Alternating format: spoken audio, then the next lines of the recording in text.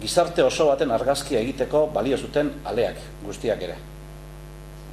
Bai, badakit paisaiaz hitz egiteko konbiatu nauzuela ona. Hau da, esan nahi nizuen aurreneko gauza. Paisaia elkarrekin konpartitzen dugun, konpartitu izan dugun mundu baten erakusgarria da. Paisaia espazio kolektiboa da. Nahita ez besteekin bizi dugun mundu bat. Imaginario baten osagarri. Berez, denotatiboa izan arren, zer ikusten dugu bada, zuhaiz bat, plazaguz bat, garabi bat moila batean, konotaziorik gabe ulertzen ez duguna. Paisaia, espazio bat, elkarrekin bizitzea da.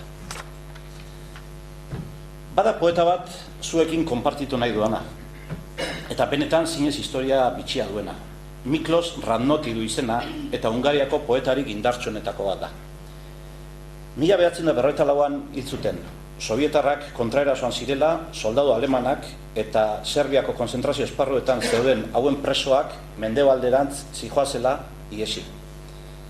Abdan gertatu zen, Giorretik oso gertu, Hungarian. Ofizial aleman batek burua txikitu zion. Zergatik eta kuadernotxo batean zirriborroak egiten ari zelako. Bide bazterrean ehortzi zuten, beste lagun batzuekin batera, hobi komun batean. Handik urte eta erdira, gorpuak lurrari ostu ahal izan zitzaizkionean, eskuz idatzitako kuadernotxoa aurkitu zuten hildako baten jakan, Radnoti zen. Kuadernoak gordetzen zuen poemetako bat da hau. Bestek nola ikusten duten lurralde hau zaila da ulertzen. Herri txiki hau, nirea, sugarretan itoko dela mehatxatua, nire haurtzaroko mundua kulunka, han, urrunean. Lur honetan sortua naiz. Adar xamurrak zuhaitzetatik legez. Eta hala espero dut, egunen batean, nire gorputza bertan ondoratzea. Egunen batean, landareak nire azpian etzaten direnean, adiskideak balira bezalaxe agurtuko ditut. Ezagutzen ditut euren izenak, badakit nolako loreak dituzten. Hemen etxean nago. Ezagutzen dut bidean dabilen jendea, badakit nora doazen eta zergatik. Udako arratsalde batean eguzkiak minez bustitako sugarrez margotzen dituelarik hormak.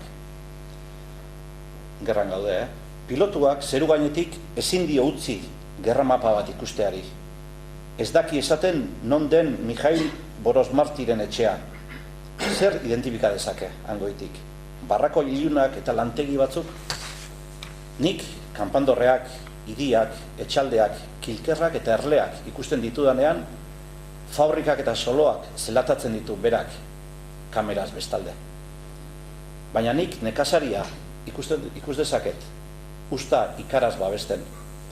Kantuan ari den artzaina, mahastiak eta baso bat, eta hilobi artean amona bat alarguntasunari negarrez.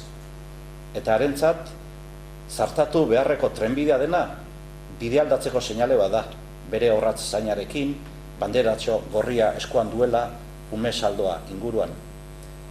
Lantegiko patioan arditxakur bat dabil irauka hautsartean, eta han, parkean, garai bateko amodioen arrastoa, eta umetako musuen ahogozoa, estiarena, ahabiarena, oraino nire ahoan, eta bidean, eskolakoak atzeratze aldera, harri baten gainera igo nintzen goiz batez. Begira, ona harria, pilotuak ikusi ezin duen magia.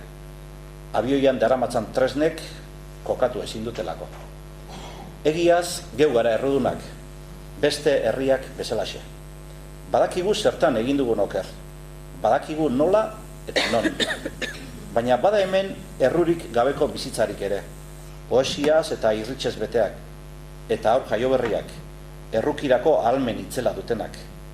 Haiek zainduko dute argialdi hau babesleku ilunetan.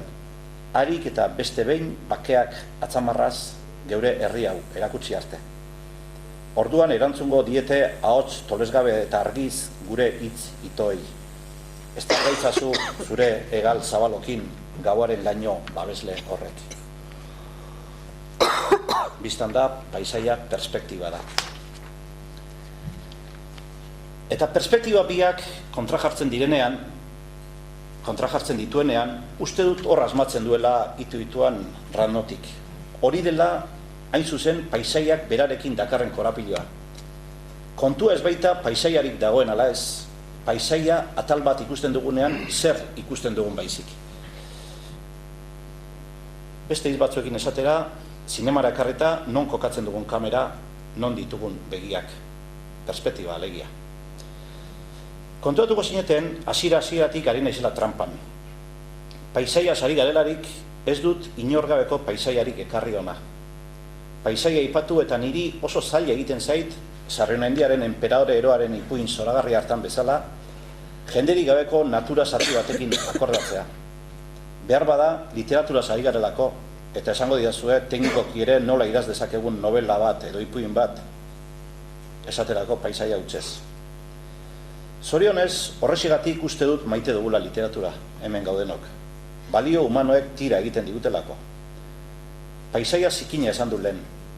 Gizakia bere ekintza garbienekin ere zikintzen joan den gunea esan nahi dut. Mina islatzeko behar baitugu. Aurretik beste asko bezala, bakardadea, gorrotoa, amodioa, ezinegona, itomen existentziala, elkartasuna, traizioa, giza materia zikinena. Baina gizakiona.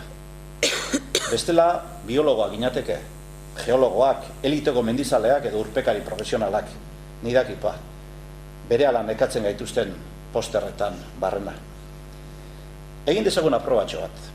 Hart dezagun, jendeari kasu eginez, munduan denik eta bazter ederrenetako bat. Argentinago Patagonia. Dakizuenez, Patagoniak badu estetika utxetik abiatuta alderdi zoragarri bat, mendialdean. Eta badu alderdi ilun, triste, goibel bat, petroleo putzuak dituena, Atlantikoko kostaldean. Caleta Olivia, Las Heras, Pico Truncado. Ez dago esan beharrik turistak nora jotzen duen. Paine Dorretara, Txaltenera, Kalafatera, Perito Moreno edo beste glaziar bat ikustera, mendi zoragarri inguratutako lakuetara, Barilotxera.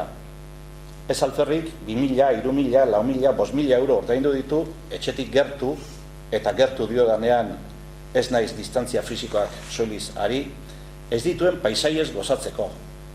Nola xautuko du urri duen denbora etxean utzi duen baino gristasuna handiagoan murgiltzen. Orain esadazue, zerk unkitzen zaituzte benetan. 1000 argazkitan ikusi duzuen glaziar bati buruzko dokumentalak, ala eman dezagun Carlos Sorinek zuzendutako Historias Minimas bezalako filme xume batek. Literaturan, Patagonia kronika askoren iturri izan da. Magallanes, Sarmiento de Gamboa, Schouten, Drake, Byron, Cook, Fitzroy, Darwin, ia 300 urteko bidaia kronika, natura liburuetan errenditu ezin izan zuten haie guztiena. Ibai, mendikate, laku, aintzira, haizeak astindutako eremu bakartiak. Sentimenturik sortzeko gai ez ziren india handi batzuk baino ez zituena. Patagonia lehoiburua zen, enpresa handien interesak agerian uzten zituena. Neokolonialismoa. Txalguinek etorri beharko du 1977an beste begi batzuez begiratzeko eremuari. Patagonia poetikoa da, baina baita patetikoa ere. Meategietan ardi zaintzen lurrari petrolio atera nahian dabiltzan gizo eta emakume haiek ez dira deskubridoreak. Ez dute euren izena jartzerik nahi tontor zapaldu gabeko bati. Historia bat baino ez dute, askotan ere mulatzak are gehiago lastuko dioen historia bat, kontatzea merezi duena. Hori da justu Oswaldo Bayerrek Patagonia Rebelden kontatzen duena. Terrateniente handien garaiko giza borroka txikiak. Hori da Leila Guerreirok Los suicidas del fin del mundo erakusten diguna. Patagoniako herri baten historia kontatzen da bertan. Las Herasi petroleo ustiaketak eman zion indarra, 70ko hamarkadan